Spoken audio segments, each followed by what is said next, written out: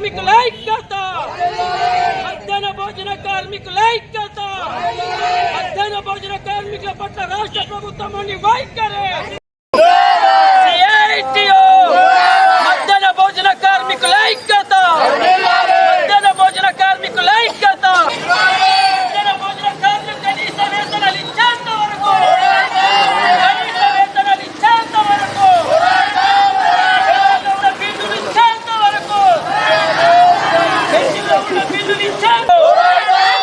మధ్యాహ్న భోజన కార్మికుల ఐక్యత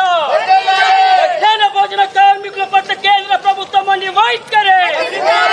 మధ్యాహ్న భోజన కార్మికుల ఐక్యత మధ్యాహ్న భోజన కార్మికుల ఐక్యత పెండింగ్ ఉన్న బిల్లులు వెంటనే ఉన్న బిల్లులు ఇచ్చేంత వరకు బిల్లులు వెంటనే పెండింగ్ లో ఉన్న బిల్లులు ఇచ్చేంత వరకు ఇచ్చేంత వరకు పెండింగ్ లో ఉన్న బిల్లులు ఇచ్చేంత వరకు పెండింగ్ లో ఉన్న బిల్లులు ఇచ్చేంత వరకు కనీస వేతనాలు ఇచ్చేంత వరకు కనీస వేతనాలు మధ్యాహ్న భోజన కార్మికుల ఐక్యత కార్మికుల ఐక్యత పెండింగ్ లో ఉన్న బిల్లులు ఇచ్చేంత వరకు పెండింగ్ లో ఉన్న బిల్లులు ఇచ్చేంత వరకు కనీస వేతనాలు ఇచ్చేంత వరకు భద్రత కల్పించేంత వరకు సౌకర్యం కల్పి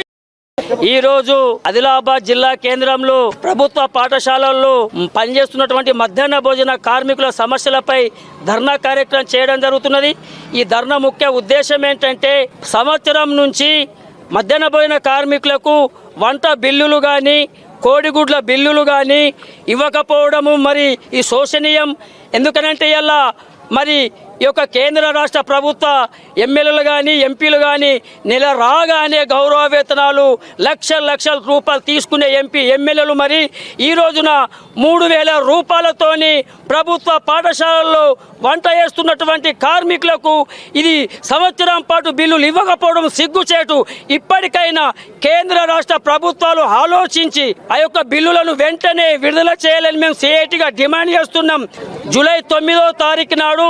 రాష్ట్ర వ్యాప్తంగా ప్రభుత్వ పాఠశాలలో పనిచేస్తున్నటువంటి మధ్యాహ్న భోజన కార్మికులు ఆ యొక్క వంట నిర్మాణాన్ని బంద్ చేసి ఆ సమ్మెలో పాల్గొనాలని జిల్లాలో ఉన్న మధ్యాహ్న భోజన కార్మిక వర్గానికి సిఐటిగా నేను డిమాండ్ తెలియజేస్తున్నాను. ఈ యొక్క కేంద్ర రాష్ట్ర ప్రభుత్వాలు 2-3 రోజులలో బిల్లులు ఇవ్వని ఎడల రాష్ట్ర వ్యాప్తంగా సమ్మెకు దిగుతామని కేంద్ర రాష్ట్ర ప్రభుత్వాలు హెచ్చరికలు జారీ చేస్తున్నారు.